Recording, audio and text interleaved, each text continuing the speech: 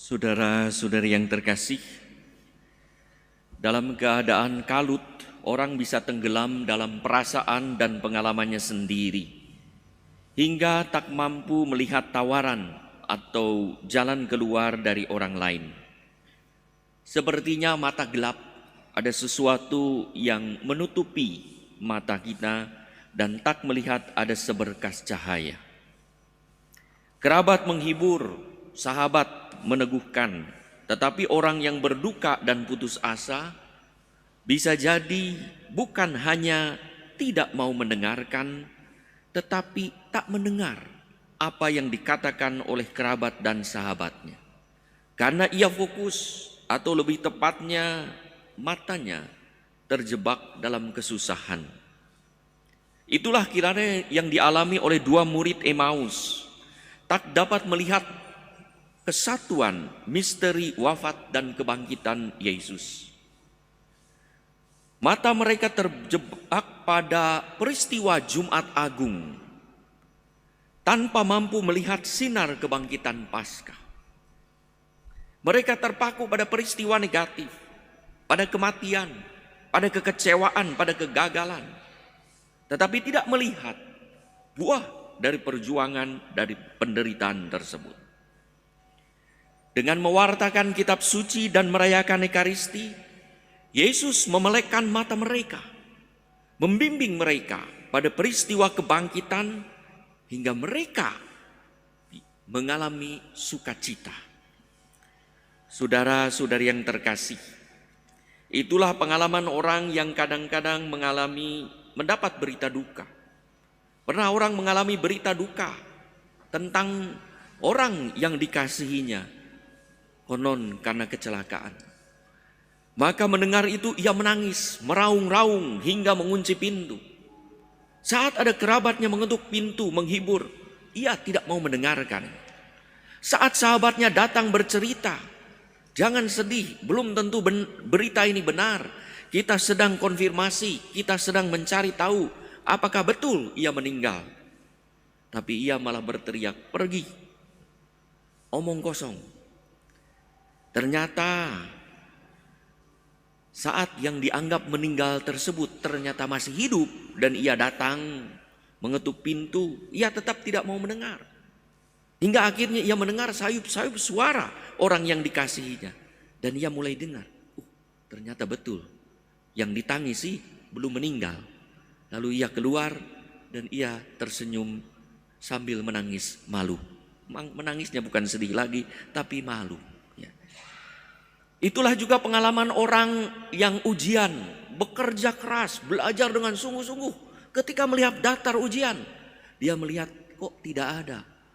Ternyata ia menangis. Padahal orang bilang jangan, mungkin salah, kamu tidak mungkin tidak lulus. Dia menangis, dia sedih, mengurung. Beberapa saat kemudian ternyata keluar hasil dan ternyata ia lulus. Ia menangis dengan sia-sia. Demikianlah juga itu orang yang kadang-kadang menantikan harapan. Sudah sedih, menangis, berduka terlebih dahulu. Padahal terjadi bahwa ia sesungguhnya mendapat kabar baik.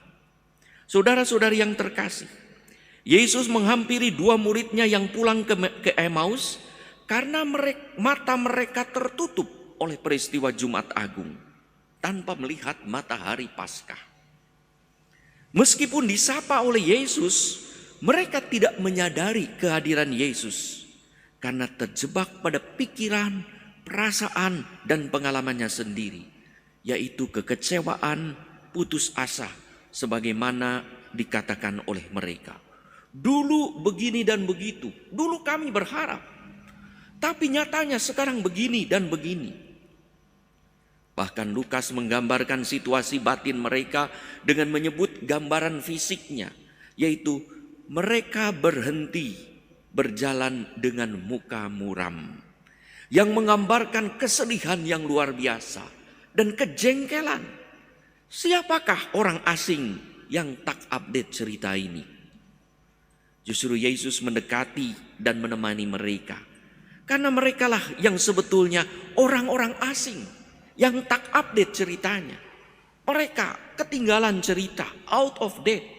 Masih berada di suasana Yesus wafat. Padahal saat itu Yesus sudah bangkit. Untuk itu Yesus memberi pelajaran kursus kitab suci. Jadi kitab suci pertama, kursus itu diadakan oleh Yesus sendiri. Setelah Yesus bangkit. Berkaitan tentang apa yang tertulis tentangnya dalam seluruh kitab suci. Jadi dalam perjalanan, bisa jadi perjalanan 11 kilometer, mungkin menempuh 2 sampai 8 jam, ya, tergantung jalannya bagaimana. Karena dikatakan bahwa mereka baru tiba sore hari, jam 5, jam 6, jadi perjalanan cukup panjang. Maka kursusnya juga panjang tuh, kursus kitab suci pertama. Walau demikian mata mereka belum juga melihat kehadiran Yesus. Bahkan mereka bercerita tentang peristiwa bahwa murid-murid yang lain melihat, dinyatakan mendengar kabar kebangkitan, tetapi tidak melihat Yesus. Justru Yesus hadir di situ, mereka juga tidak melihat Yesus. Sampai tiba saatnya, Yesus diundang mampir. Untuk itulah penting mengundang Yesus untuk mampir dalam hidup kita, dalam rumah kita, ketika kita dalam keadaan kecewa, entah ada alasan ataupun tanpa alasan. Yesus mampir dan memecah roti. Yesus yang tadinya tamu undangan, kini menjadi tuan yang mengadakan perayaan Ekaristi. Mereka melihat terang seketika itu juga, mengalami kehadiran Yesus yang nyata, yang sebetulnya efeknya sudah dirasakan oleh mereka. Sekalipun muka mereka muram, tetapi hati mereka telah berkobar-kobar mendengarkan pengajaran Yesus. Dan setelah Ekaristi, mereka pun yang tadinya berjalan dari pagi hingga sore, dari Yerusalem ke Emmaus, kini karena efek Ekaristi, mereka kembali ke Yerusalem yang diduga dengan kecepatan yang luar biasa. Karena di sana para murid yang lain, kalau kita dengar ceritanya, masih ada, belum tidur. Berarti mungkin dari perjalanan tadi sekitar 8 jam kini bisa ditempuh karena mempunyai semangat kebangkitan. Karena semangat Ekaristi yang mengatasi kekuatan fisik, sehingga mereka bisa mencapai 2-3 jam ke Yerusalem kembali. Saudara-saudari yang terkasih, boleh jadi ada pengalaman yang membuat kita kecewa dan putus asa. Seperti murid Emmaus. Bisa jadi kegagalan. Bisa jadi karena harapan tidak terpenuhi, kita kecewa. Tidak lulus ujian, tidak diterima pekerjaan, tidak berhasil dalam kompetisi, kalah dalam pertandingan, gagal dalam melakukan sesuatu. Ada banyak peristiwa-peristiwa yang mungkin kecil dan besar kita mengalami kekecewaan sampai putus asa seperti murid-murid Emmaus. Dulu kami berharap begini-begini dengan kehidupan. Dulu kami berharap begini dan begini dengan keluarga dan pasangan hidup. Dulu kami berharap begini dan begini dengan komunitas dan gereja. Dulu kami berharap begini, tetapi nyatanya sekarang begitu. Mari kita mendekatkan diri pada Tuhan melalui kitab suci, sabdanya, dan Ekaristi perjamuannya, di mana Yesus sungguh hadir dan menghibur kita. Maka bacaan hari ini tentang Emmaus sungguh menegaskan bacaan sabda, kitab suci, dan Ekaristi menjadi kekuatan para murid. Marilah kita mendengarkan apa yang Tuhan sabdakan. Maka dalam liturgi Ekaristi ada liturgi sabda yang nanti kelak dilanjutkan sebentar lagi oleh liturgi Ekaristi.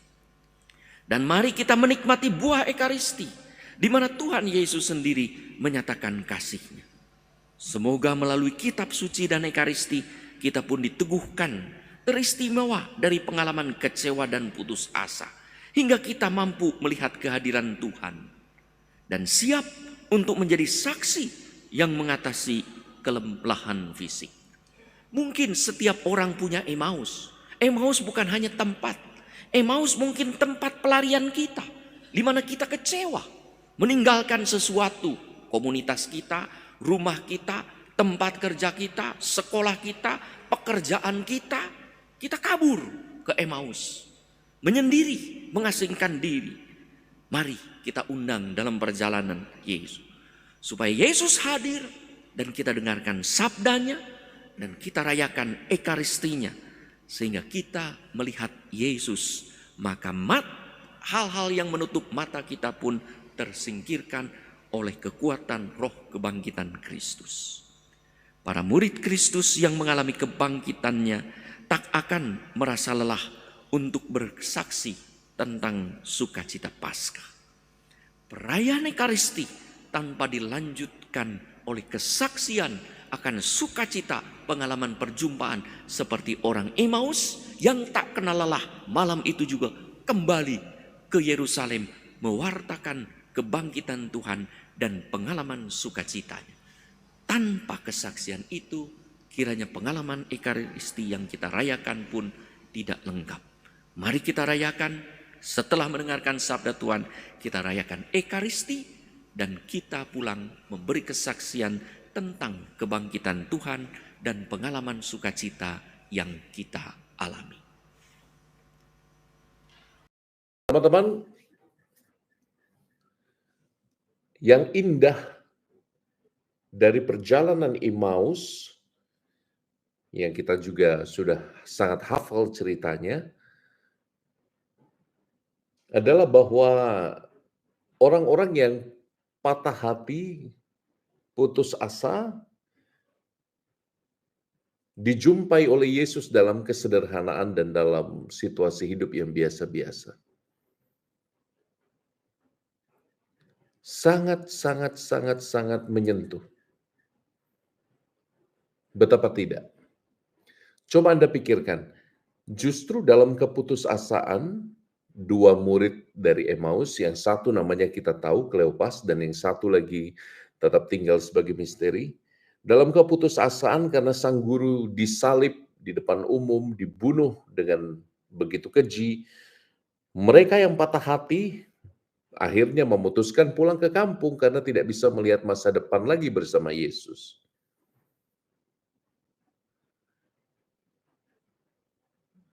Lalu apa yang terjadi, teman-teman? Yang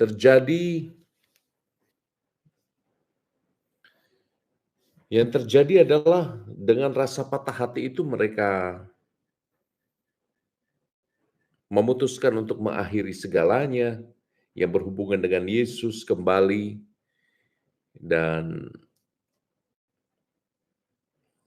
Anda bisa bayangkan seorang yang kecewa kembali dengan patah hati. Baik, sebelum Romo lanjutkan, saya mungkin akan coba dengan Wi-Fi-nya sebentar ya. Kita coba.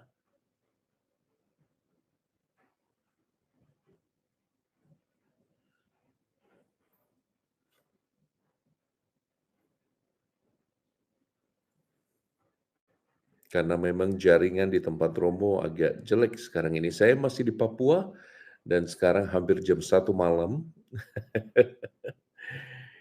Bersabar dengan Romo untuk kali ini ya. Saya coba menggunakan Wi-Fi.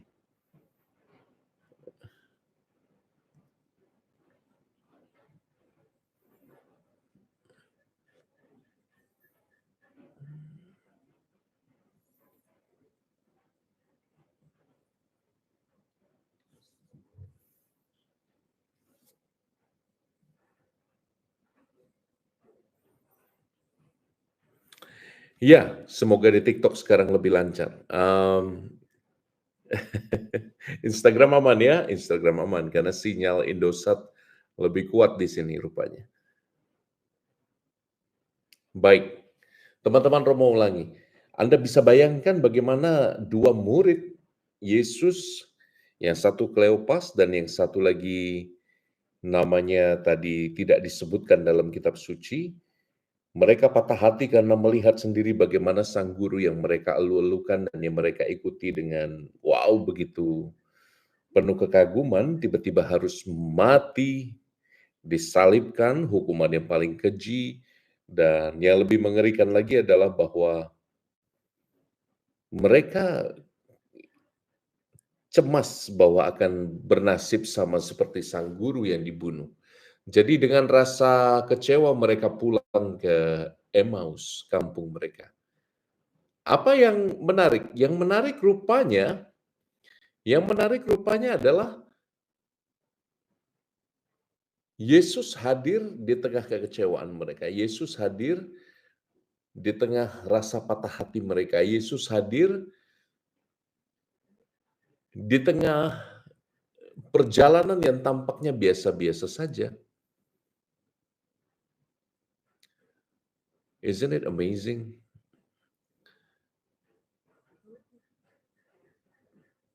Kalau saya renung-renungkan teman-teman,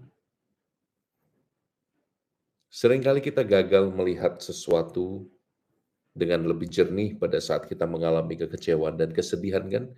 Makanya banyak orang tua menasihati kita kalau sedang sangat sedih atau sedang sangat gembira, jangan pernah mengambil keputusan yang penting dalam hidup. Mungkin ada benarnya juga. Mungkin ada benarnya juga. Tapi lebih dari itu yang saya lihat adalah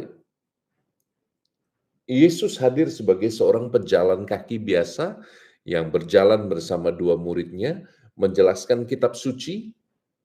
Dia tidak melebih-lebihkan, dia mengajar dengan begitu biasa. Dan apa yang terjadi? Hati para murid yang tadi kecewa mulai berapi-api. Jadi selain kita melihat kenyataan bahwa Allah berjumpa dengan dua muridnya yang kecewa ini dalam situasi yang biasa-biasa saja, dalam perjalanan yang tampaknya amat biasa, tapi juga ada kenyataan bahwa kitab suci menjadikan hati yang awalnya patah kecewa tadi menjadi hati yang berkobar-kobar. Dan eskalasi itu akan naik lagi ketika mereka merayakan makan bersama. Hari sudah malam dikatakan dalam narasi perjalanan ke Emmaus, mereka sampai hari sudah hampir malam, lalu dua murid itu mengundang Yesus untuk masuk makan. Coba engkau perhatikan, sebelum mereka mengundang Yesus untuk masuk dan makan bersama mereka, di kitab suci dituliskan dengan begitu menarik, bahwa Yesus berbuat seolah-olah dia hendak meneruskan perjalanannya. Jadi seolah-olah Yesus ingin berpamitan dengan dua orang itu. Lalu dua murid itu mempersilahkan Yesus untuk, ayo singgahlah, mari kita makan bersama.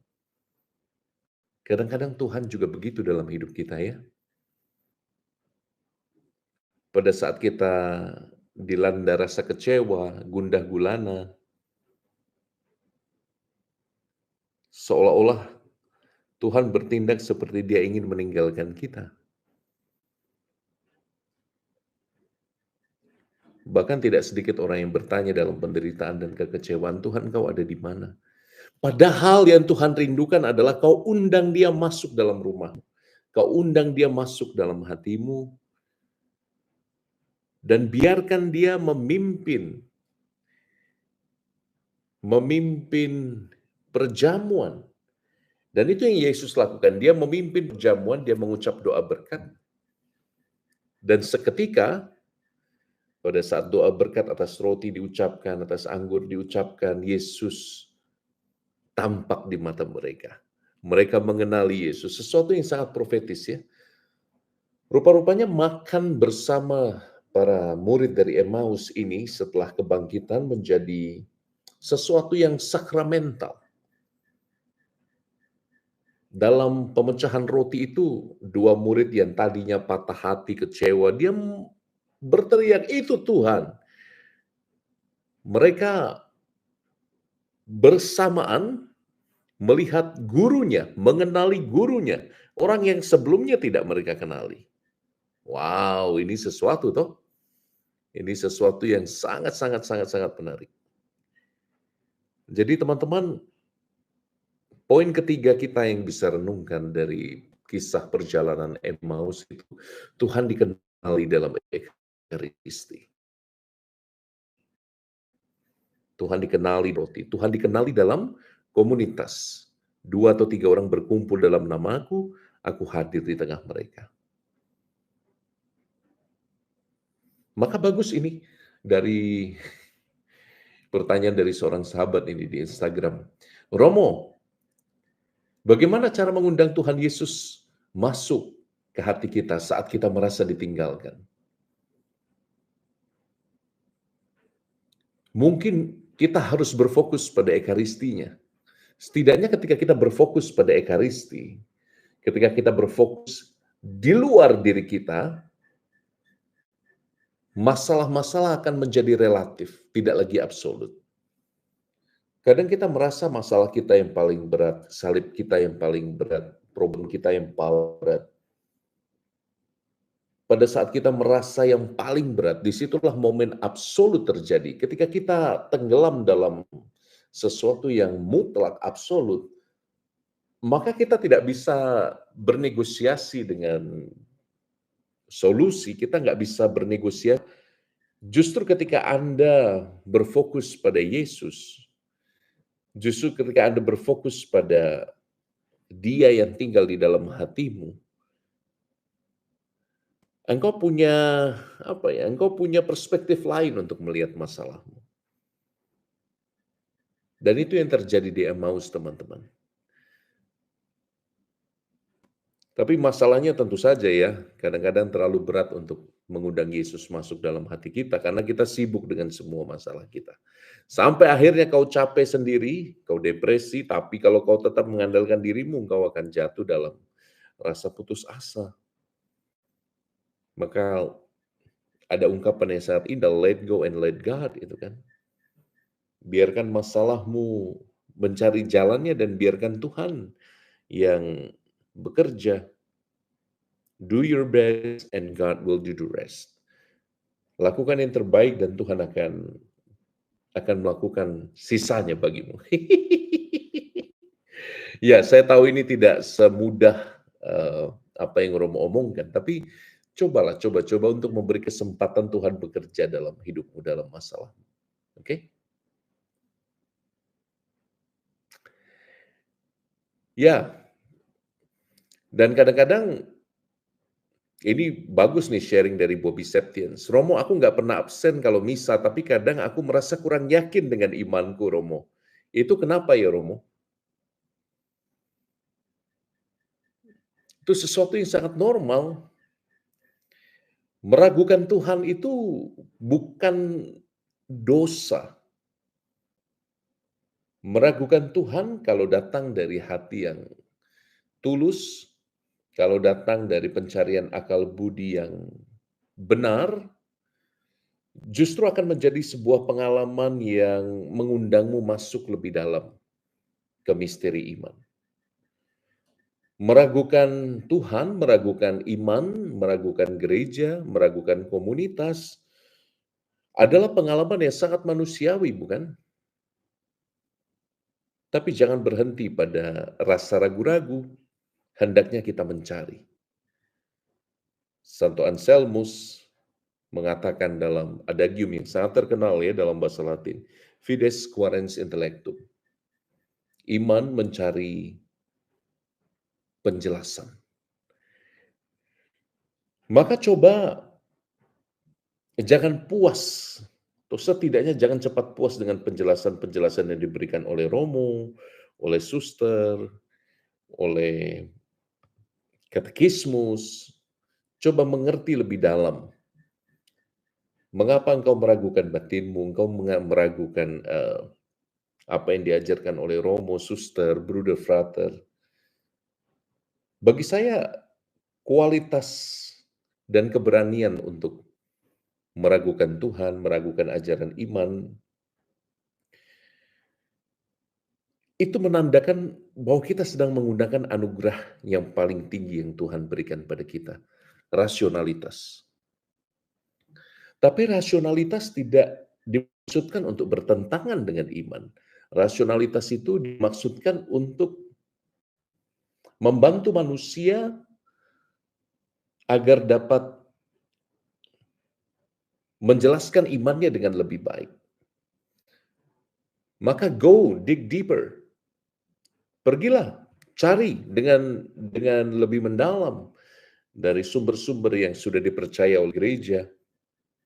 Kalau engkau tidak puas dengan penjelasan orang-orang yang kau jumpai, cari buku-buku Katolik, cari podcast-podcast Katolik, cari penjelasan-penjelasan yang akan membantumu untuk mengenal kitab suci lebih baik, yang mengenal ajaran iman dengan lebih baik. Oke?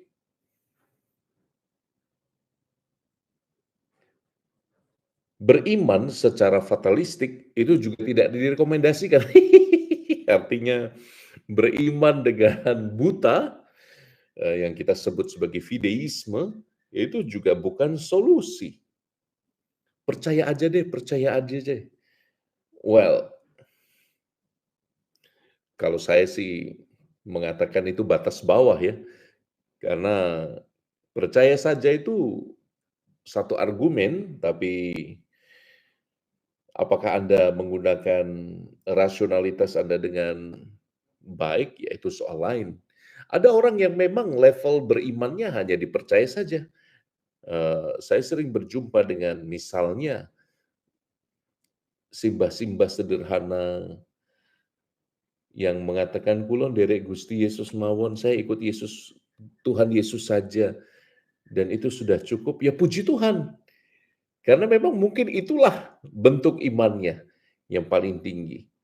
Tapi bagi Anda yang seringkali, terutama orang-orang muda yang seringkali gelisah dengan pelbagai argumen tentang eksistensi Tuhan, apalagi di zaman ini begitu banyak argumen-argumen dari ateisme baru, New Atheism yang sangat populer, ada Richard Dawkins, ada Daniel Dennett, ada begitu banyak tokoh-tokoh sains yang mengemukakan alasan bahwa Tuhan itu sudah mati, Tuhan tidak ada lagi. Dan kita menjadi gelisah ketika kita mempertanyakan iman kita. Tapi bagi saya kegelisahan itu justru sangat sehat, justru sangat baik. Andai kata Anda tidak gelisah, jangan-jangan Anda kurang berpikir. Jadi silakan teman-teman, nanti kalau sempat silakan buka paparan Romo dalam salah satu seminar bersama teman-teman muda, judulnya Tuhan Belum Mati, Prasangka Filosofis Terhadap Eksistensi Tuhan. Jadi di sana Romo menjelaskan pelbagai posisi, teis, ateis, kemudian apa saja argumen-argumen untuk membalasnya. Silakan buka di YouTube ya, di podcastnya Logos.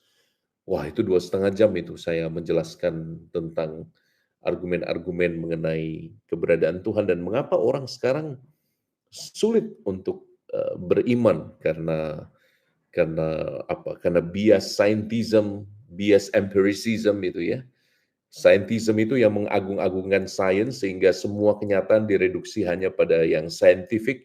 Sementara misalnya ya contoh scientism itu cinta. Cinta itu direduksi hanya pada kegiatan hormon di otak. Oh, cinta itu sama dengan sekian gram oksitoksin, sekian gram eh, sekian gram hormon kebahagiaan, kepuasan, dan itu bekerja di otak sebelah mana? Itu scientism. Ada juga yang empiricism, yang dipercaya hanya yang bisa dilihat. Menurut saya kita sudah mabuk dengan scientism dan empiricism. Jadi saya berharap Anda tetap gelisah. Itu jawabanku padamu. Gelisahlah dan mencarilah terus-menerus. Tapi yang paling baik kalau pencarian eksistensialmu dibawa juga dalam doa dan kerendahan hati.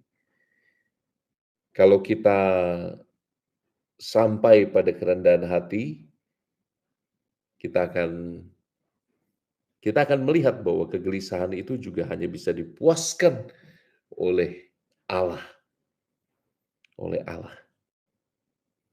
Santo Agustinus dari Hippo mengatakan, hatiku tidak akan bisa beristirahat dalam tenang sebelum aku beristirahat di dalam Engkau, Tuhan. Right? Oke, yaitu jawaban yang panjang dari pertanyaan yang ringkas, tapi saya sangat rekomendasikan kau coba nanti buka podcast Logos. Sekitar 2-3 tahun yang lalu saya buat podcast itu, judulnya Tuhan Belum Mati, prasangka filosofis terhadap eksistensi Tuhan. Oke? Oke, kalau kita kembali percakapannya pada perjalanan Emmaus, setidaknya ada 3 hal yang bisa kita perhatikan bareng-bareng ya. Yang pertama, Tuhan berjumpa denganmu dalam keseharian yang sahaja, yang sederhana. Lihat bagaimana dalam situasi patah hati, kecewa, Yesus berjalan, Yesus yang bangkit berjalan bersama 2 murid Emmaus itu. Itu poin pertama. Ayo buka matamu, buka matamu, buka matamu. Yang kedua, poin kedua Romo tadi tentang Allah yang seolah-olah ingin meneruskan perjalanannya supaya engkau mengundang dia untuk masuk dalam hatimu. Itu pelajaran kedua kita ya. Pelajaran kedua kita harus sadar bahwa Tuhan itu rindu bersatu dengan kita. Dia membuat seolah-olah hendak meneruskan perjalanannya supaya diundang oleh 2 murid tadi. Masakan kita tidak mengundang dia untuk makan bersama kita? Momen perjamuan itu selalu momen yang intim. Momen di mana kita bisa berbagi cerita, berbagi tawa, berbagi canda, berbagi percakapan, dan berbagi kekhawatiran. Maka ajak Tuhan ya. Dalam pengakuan dosa, seringkali saya memberi nasihat seperti ini kepada umat. Ajak Yesus bercakap-cakap. Sekecil apapun percakapan itu, jadilah latah dengan Yesus. Karena dia begitu rindu bersatu denganmu. Seperti engkau mengajak bicara seseorang yang sangat dekat padamu, Tuhan aku lapar. Tuhan aku rindu Indomie. Tuhan, aku jatuh cinta dengannya. Tuhan, saya ngantuk sekali mendengarkan homili satu Romo ini Tuhan. Saya geram sekali dengan dia. Tuhan, homilinya kok nggak habis-habis. Ini sudah 20 menit. Jadi, apa? Ajak dia bicara. Sebut nama Tuhan Yesus Kristus. Percakapan-percakapan kecil dalam hati kita, itu akan membuat kita itu sadar bahwa tanah yang kita injak kudus. Karena nama Yesus selalu muncul dari hati kita. Dan itu sebentuk doa loh. Walaupun engkau ngedumel, walaupun engkau ingin berkata-kata panas, ya lebih baik dalam hati saja mengungkapkan semua pada Tuhan. Kau tahu kisah Santa Teresa dari Avila ya, dia seorang kudus. Waktu dia jatuh dari kuda, lalu dia ngedumel sama Tuhan Yesus. Tuhan Yesus, ternyata seperti ini caramu memperlakukan sahabatmu. Pantas kau gak banyak orang yang mau jadi temanmu. Sedekat itu Santa Teresa dengan